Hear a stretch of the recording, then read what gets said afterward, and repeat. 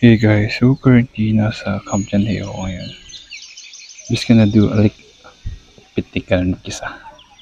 Lang magawa sa bahay kasi I was going to go outside dahil nakaka-depress din kasi sa kwarto. Maghapon doon kaya ito lang ako.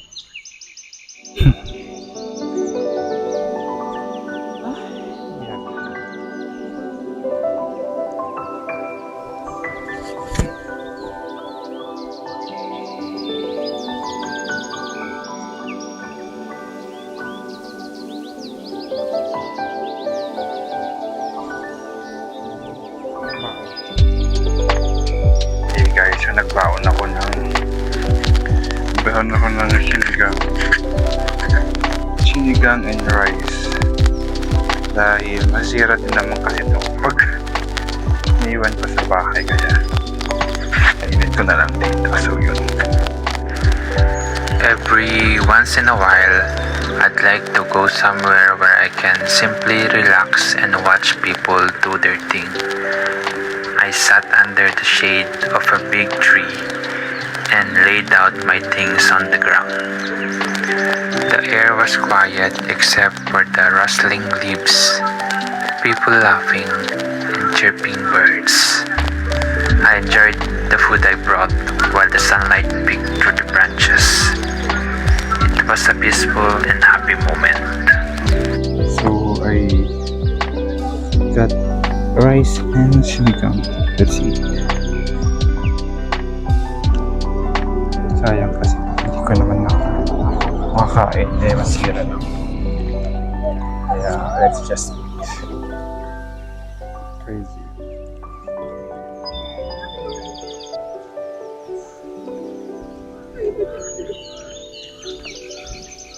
Sarap siya.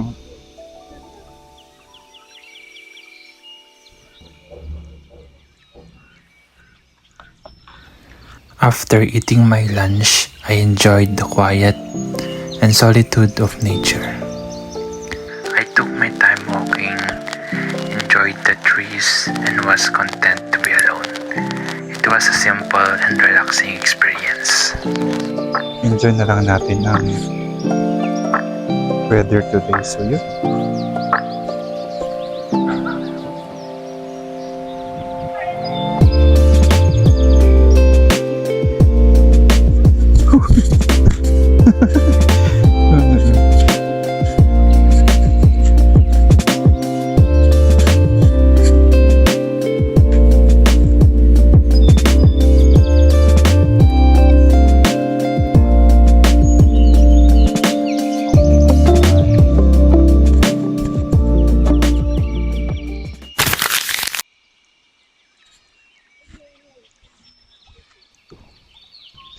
So pupunta na tayo ng Yellow Trail. Let's go.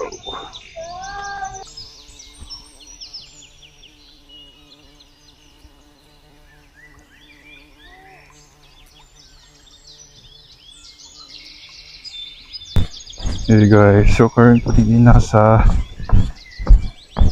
Yellow Trail. Hopefully dito. I'm not sure pero the adventure begins. It was my first time exploring the Yellow Trail at Camp Asejo, and it felt like I was entering a peaceful heaven. The cool, fresh air smelled of pine, and the towering trees and lush greenery surrounding the trail were very mesmerizing. Every step felt calm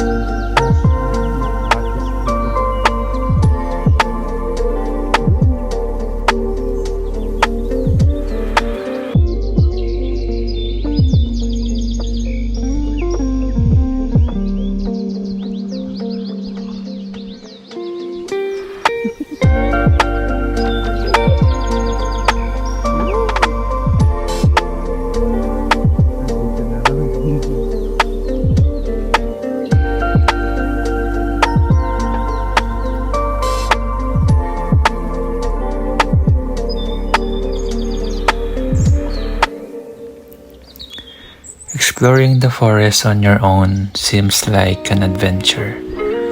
The road bends and turns, taking you to places you have never seen before. You may hear leaves moving and the occasional twig snap, reminding you that you are not alone in this wild.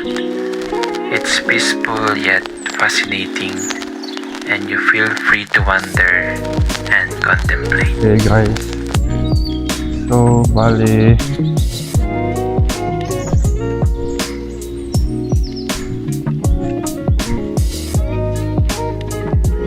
hindi ko alam kung nasaan na ako, pero let's see.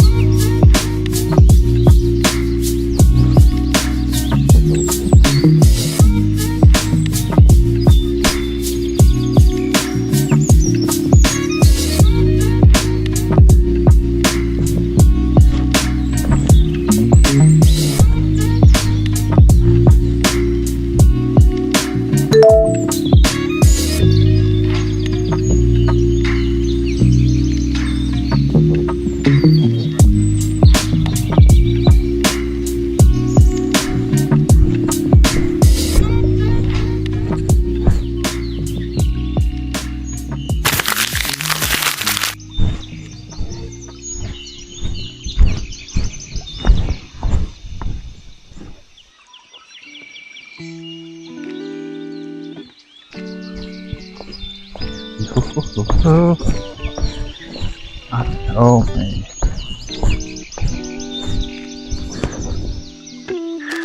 I feel like I'm already lost at this point, but as they say, getting lost in the forest can feel like an unexpected adventure. So our journey is just getting started. Every step turns into an opportunity to find something new, whether it's an ancient tree with a twisted roots, a hidden clearing, or a glittering stream. You are surrounded by the peaceful hum of nature, and the silence invites you to take your time and appreciate each little thing. The forest reminds you to trust yourself and enjoy the adventure as you explore it. It feels like a living maze full of mystery and wonder. Sometimes the greatest way to discover who you are is to get lost.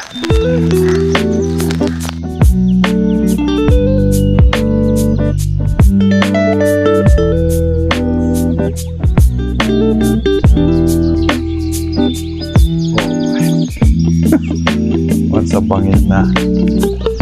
So, I don't know yung exit dito. First time pa rin sa here. But hopefully makalabas tayo. Let's hope for the best.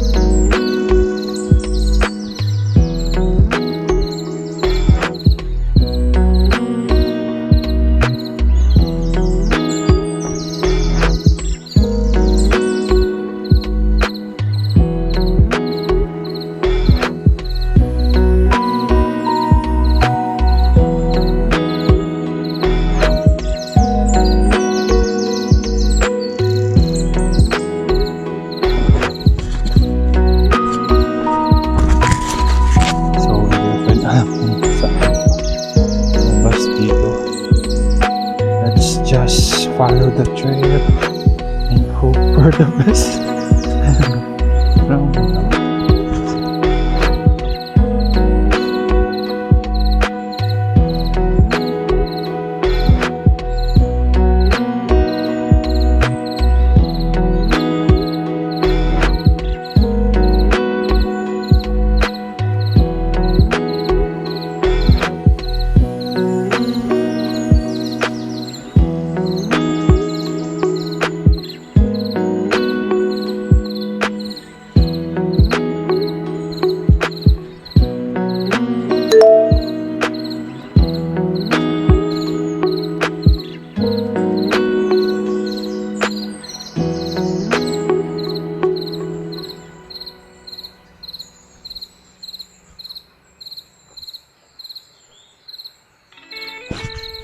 Okay guys, nandito pa rin ako sa may tayo. This may mga tao. Makikita, hindi na ako mag-isa. So all good naman na. So that's an update.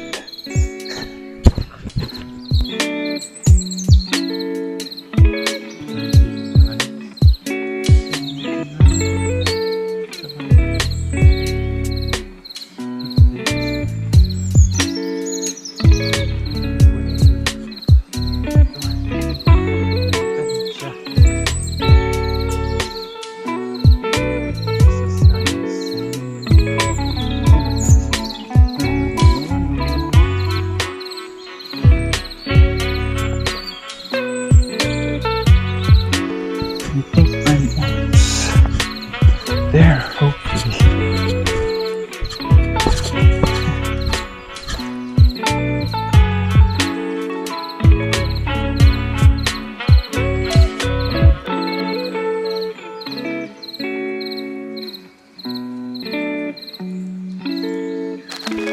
Hugging a tree feels calm and comforting.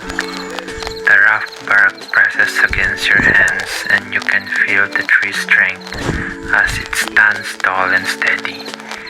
It's like the tree is sharing its peace with you, grounding you in the moment. It's a simple way to feel connected to nature and let go of your worries for a while.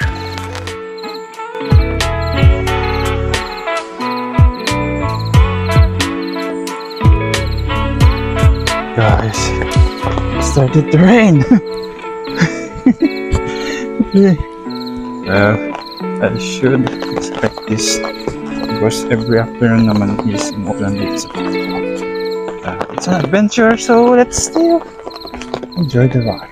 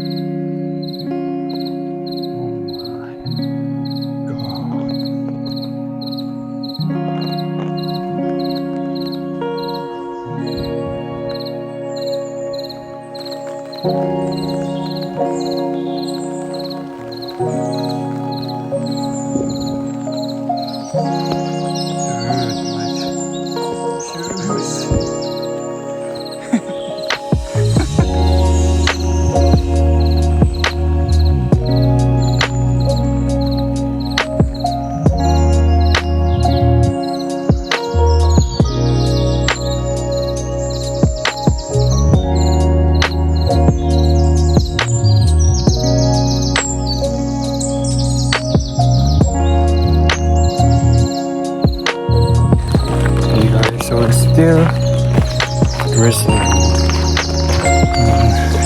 Malapit na ako kasi I'm familiar with this place na nakita ko sa mga TikTok. So hopefully malapit na tayo. So that's an update.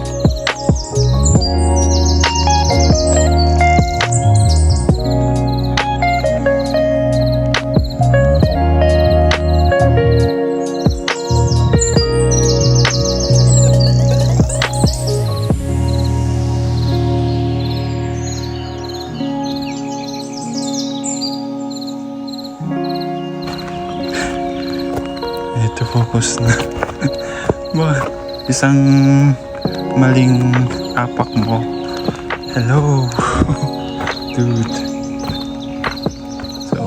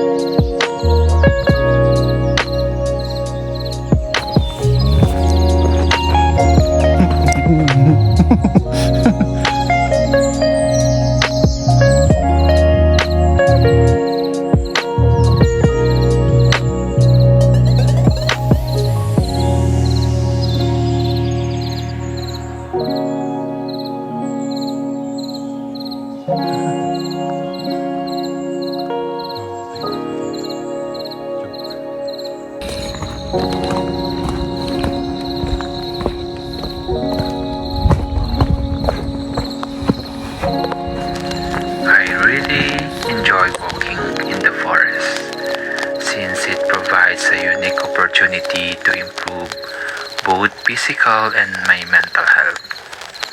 The calm surroundings help me relieve stress and improve my attitude, while the clean fresh air revitalizes my body.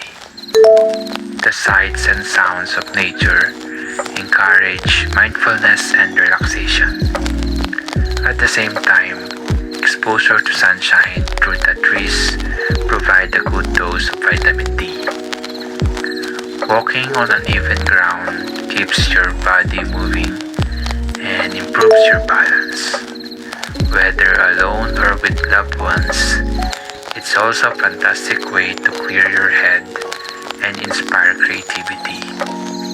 Overall, a walk through the forest is a refreshing break that improves your well-being.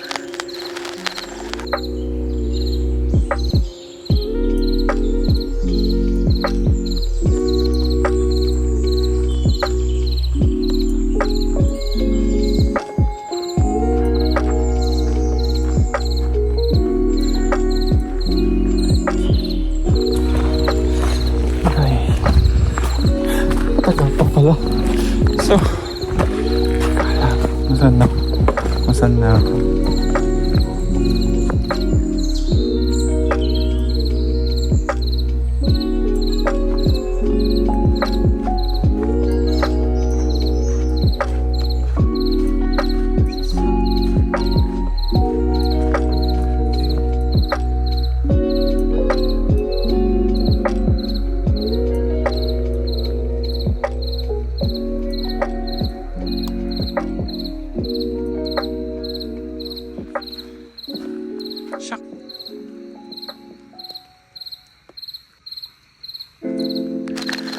Hiking by yourself is a journey of self-discovery and growth.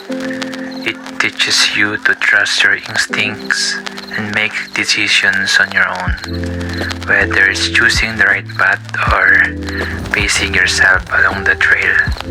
Without distractions, you become more attuned to your surroundings. The sound of birds, the feel of the wind, and the rhythm of your steps. It's a lesson in resilience as you face challenges like steep climbs or unexpected detours, learning that you are stronger and more capable than you realize.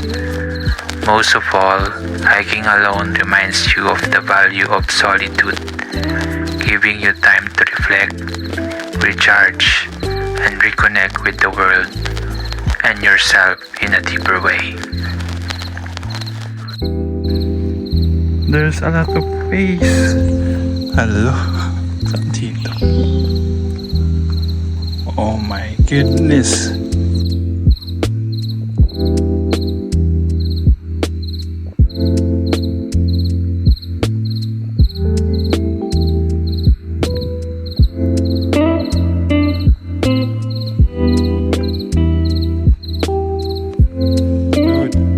Storage sa phone ko. So, hindi ko alam kung tapos ko ito. Pero, later yay! Saan? Mini, mini mo. Saan yung daan? Puntang pa. Labas dito. I don't know where I am already. Where am I? Go ahead and the soil. What do you mean? Oh my gosh. Parang di na bagyo dito. Wala nang mga pine trees.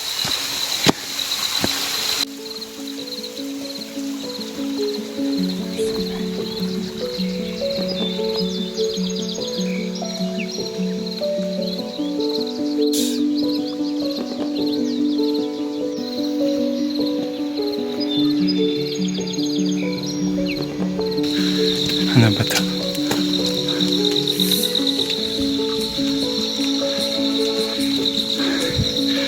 Hopefully malapit na ako. Please. Na ako. Pagod na ako. Oh my. I can see. Thank you, Lord. ako mamatay na. Yay! Salamat lang. Ay, nakakapagod lang. Nakakapagod. Tas, maganda yung trail pero yun lang. Pag mag-isa ka. Paggabi naman na alas 6 na. Pero at least I survive. So, it's the end of my yellow trail adventure. Yun! Gosh! Ang dumi-dumi. Walang katawa-tawa na dito sa Nationality. Crazy. So, pupunta na tayo ng saan ba? Town. Mag-visit ako ng simbahan, then after uwi na rin tayo. So, let's go to town. Maglalakad sana ako pero hindi ko in-expect na ganun kalayo yung trail. Kala ko mga 30 minutes ganun. Pero hindi ko alam, magdadalawang oras na ata yun. Pero at least na-experience natin ay enjoyed the trail. Pero mas maganda sana pag may kasama. Pero overall naman, still enjoy the experience. So let's go.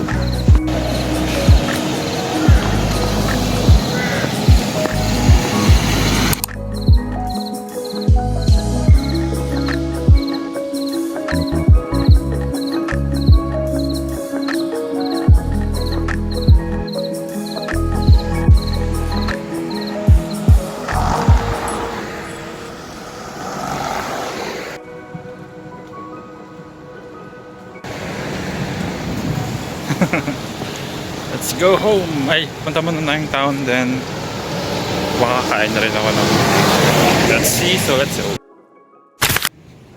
Hindi siya makaalis sa kanyang comfort zone. Mga kapatid, ano ko siya, no? Dati rin siya sa Kristalino. Sabi ko ba?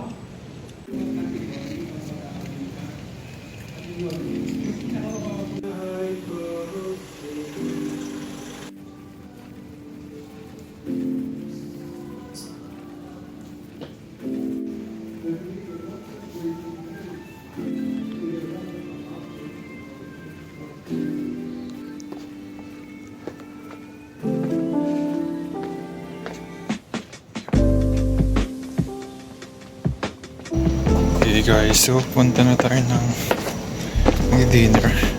Gusto kong mag-McDo na lang siguro. Then after, we're gonna go home na. So, yep.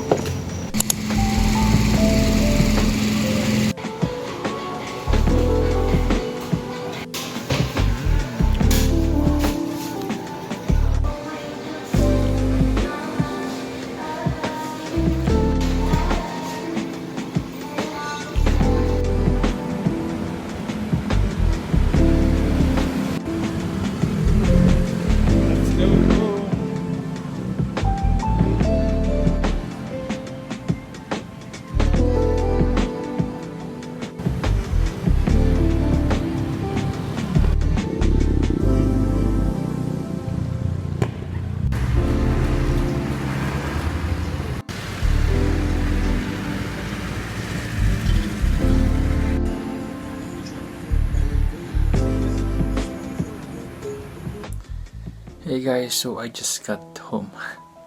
Bali, it was a fun day. Still, bali hindi ko na-expect. Ganun yung trail, pero nag-enjoy naman ako. Bali, I think yung mga nag-start ako ng trail is around 3:30. Tapos ako mga 5:20. So mga mahigit isang oras din, one and a half mahigit. Mga 1 and 45 minutes ganun. Pero nag-enjoy naman ako, tas umambol ng buti, hindi malakas, hindi lumakas yung ulan. Ambon lang naman, tas minto din, kaya okay na rin. I will definitely go back again, pero sana sa yung maaraw naman, or pwede din naman na yung nagpa-fog para at least maganda yung view natin. Pero overall, I still enjoyed the trail, and yeah. Thank you so much for watching. Hopefully you enjoyed this video. Don't forget to like, comment, and subscribe. I will see you in my next video. Bye.